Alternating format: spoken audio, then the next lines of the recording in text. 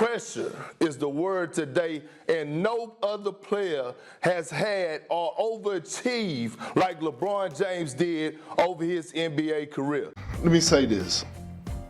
LeBron James is the greatest player of all time in my eyes. It's because it's no other player in the history of sports that was under the amount of pressure like LeBron James. That's why I put him over MJ. The pressure that he had coming into the NBA, and he has exceeded expectations. I have LeBron as my GOAT because of the pressure like no other player has ever been under in the history of sports. LeBron, if it's not Michael, it's LeBron. And LeBron, because of the amount of media pressure, the expectations. I mean, we talk about Kobe being sort of this bridge, right, between MJ and LeBron.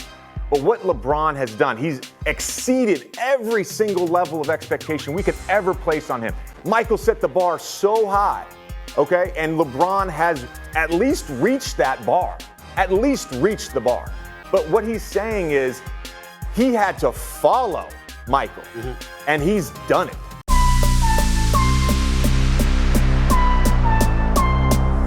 All right, old school NBA fans, self-research, NBA facts. Got another video for you. As always, thanks to anybody who watches my videos, subscribes to my channel. I really appreciate it. And this video here is about one word, expectations. You can hear from Kendrick Perkins' own mouth, JJ Redick's own mouth, about, oh, LeBron exceeded all these expectations and all this stuff.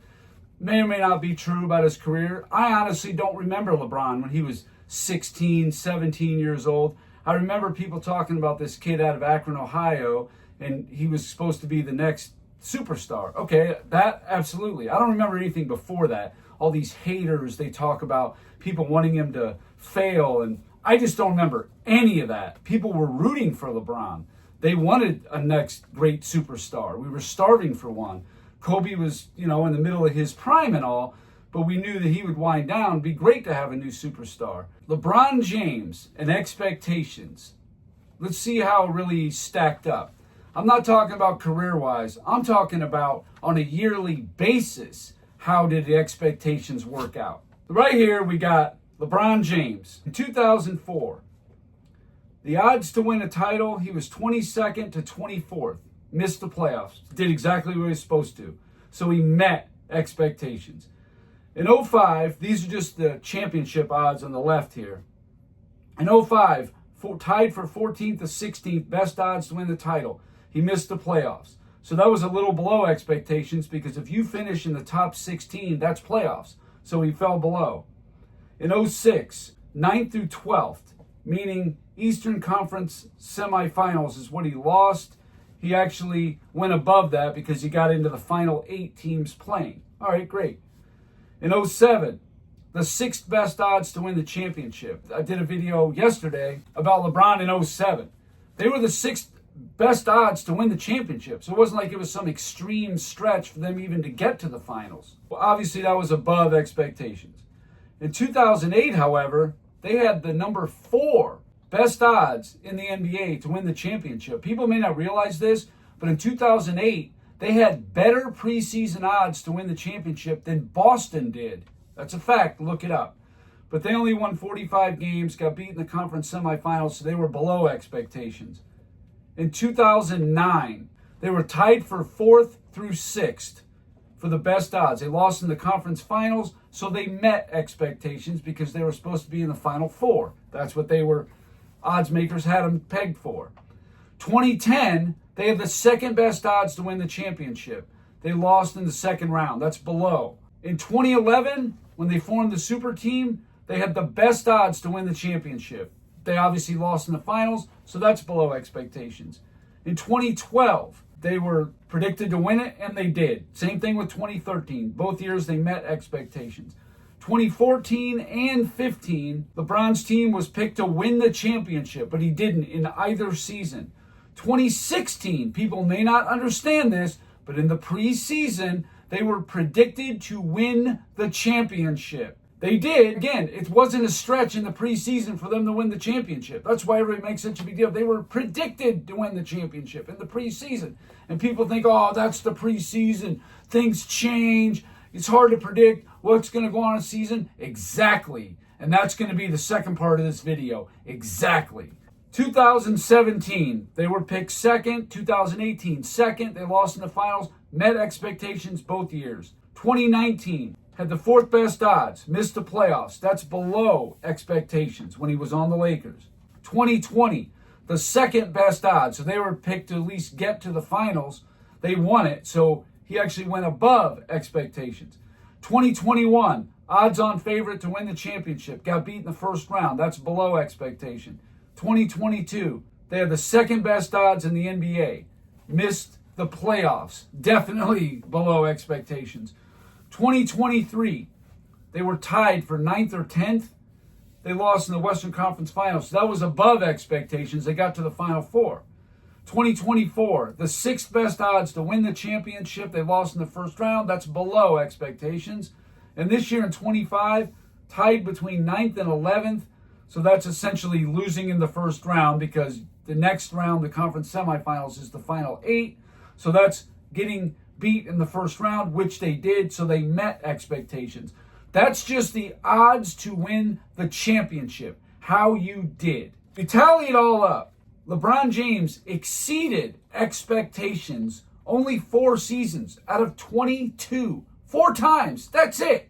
He met expectations 8 times, fell below expectations 10 times. And that was the one that happened the most. So based on this, if my choices are he exceeded, he met, or he fell below expectations, it's below expectations. I'm sorry. You can say from when he was 16 or 18 or whatever, fine. But when you go year by year basis, what he was expected to do in each particular season, sorry, he was below expectations, no matter what any of these goons on TV tell you. How about the wins? Over under on the wins for Vegas. In 04, it was 29.5. They went over. In 05, 43.5. They went under. 06, over. 07, over. 08, under. 09, over. 2010, 11, and 12, under all 3 years. 2013, over. 2014 and 15, under. Over barely by half a win. 2017, 2018, under. 2019, under, way under. Over by win and a half in 2020. Went under 2021, 2022, 2023, 2024. Went over this last year by 6.5. So when you go by Vegas's win predictions, he exceeded that 8 times and went below it 14 times. So again, if my 2 choices are LeBron exceeded expectations or fell below expectations, I'm going with below because that's what happened. That's what he was predicted to do. All the people who say that, well, that's the preseason, that's not the same thing as once the season starts, things happen, injuries, you don't know what teams are going to emerge. Yeah, I agree. But guess what? The teams that can come through with the preseason predictions should get extra smoke. Not, oh, exceeded expectations as an 18-year-old. Yeah, after joining super teams. That's the thing these fools don't understand. Once you have an established good team, your expectations rise. So if you don't meet or exceed them, you're a failure. I'm sorry, how are you not? How can you not be looked at as a failure if you have a certain expectation and you don't exceed it or meet it? How's that not a failure? I don't understand that at all. These people are so desperate. They're just grabbing at straws at this point. Let's take a look at a real exceed the expectation guy. And I've heard idiots like Stephen A. Smith say, well, Jordan was only the 3rd pick in the draft, so his expectations weren't as high.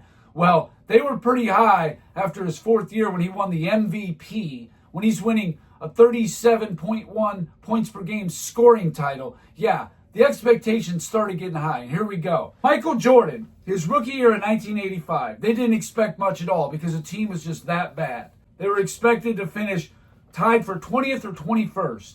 They lost in the first round, so making the playoffs puts them above expectations. Again, top 16 is in the playoffs.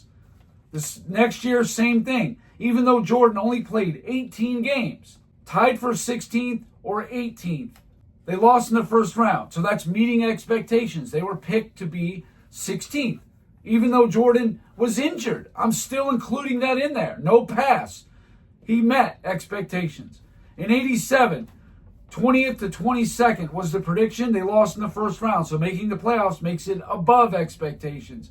1988, 14th to 16th. So that means just making the playoffs, losing in the first round, but they made it to the second round. So that's above expectations. Same thing with 89. They were 9th and 10th tied. That's, again, above expectations because they got to the conference finals. In 1990, tied between 5th and 8th. There was a whole group of teams there. Well, they got to the Final Four. So, again, above expectation.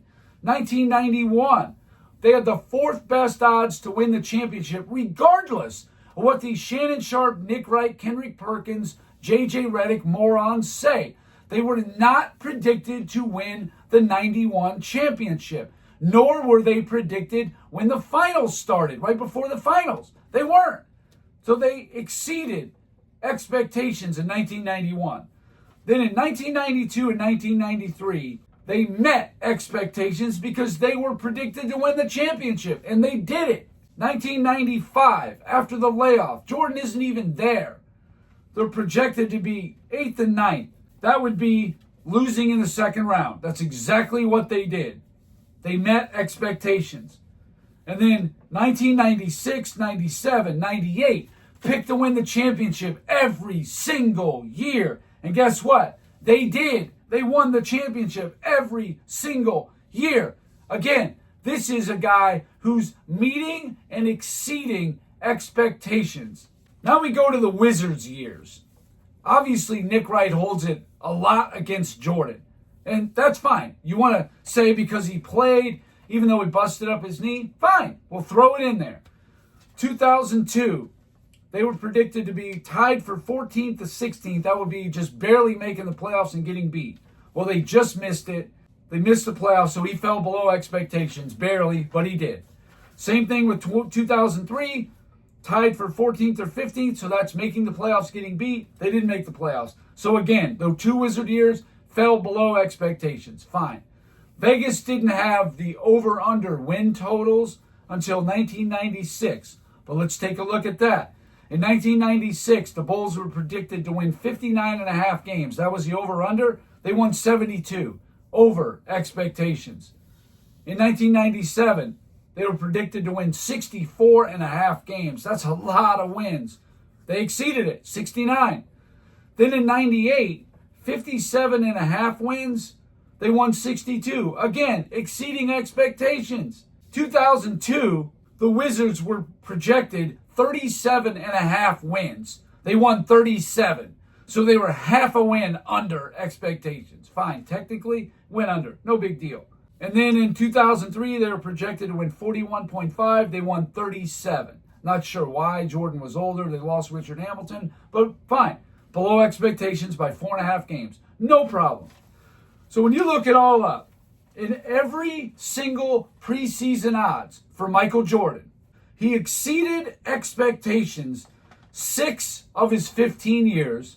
He met expectations in 7 of his 15 years. And he went below twice the 2 Wizard years. So that means Michael Jordan's entire Bulls career met or exceeded Vegas's preseason expectations. Find me any player that can say that. Anybody. I looked at everybody. No one can say that. Yeah, you bring in the Wizard years, sure. Then Jordan has some blemishes, no problem. With the over-under, same thing. 96, 7, and 8 exceeded the win over-under. In the Wizards years, he went under twice. A big failure, right? I mean, not really. When you factor in the knee injury that Jordan had in 2002 and missing a quarter of the season, but still, I'm letting it ride. I didn't give LeBron a break, not giving Jordan a break. But all told, come on, it's a joke. I mean, it is an absolute joke. Don't tell me about LeBron, oh, he exceeded expectations. Maybe in your mind, when he started his career, whatever those expectations were, he's going to be the next superstar. He was one of them. He met them. I would say he met expectations, exceeded them. That's a strong word when you consider the teams he made and the teams he joined. So now the expectations go up. I don't know why that's so hard for people to understand. It's not like, oh, well, this guy is supposed to just have a good career and be a superstar. That's his expectations. No, it's a year-by-year basis. Things change. His team changes. Michael Jordan wasn't predicted to win the championship every year, even though Nick Wright and Shannon Sharp act like it. That's just not reality. But I'm going to leave you with this. I got a clip of a team that absolutely met expectations and blew people away because no one had did this in 27 years. I'll let Marv Albert make the call. They want Michael to get a full head of steam, try to keep him in the middle of the floor. Well, Pippen got the snap. Here's Paxson for three. Yes! The Bulls take a 1-point lead, and Phoenix calls for time. Oliver Miller plays it. Here's Johnson. Johnson gets, no, he could not get it off. Knocked away by Grant. It's all over. The Chicago Bulls have won 3 straight NBA championships. So the Chicago Bulls have accomplished something that has not been done in 27 years. They have become only the third team in NBA history to win 3 in a row. No team has done it. In the last 26 years, only the Minneapolis Lakers and the Boston Celtics have won 3 straight titles. The 2 most recent teams to attempt it, the 1989 Lakers, the 1991 Pistons, both falling short. That's all I got. Thank you guys for watching. If you liked it, please hit the like button. If you wouldn't mind sharing it, that would be great. If you haven't subscribed already, please do. I've been giving daily content. And that's it. Until next time.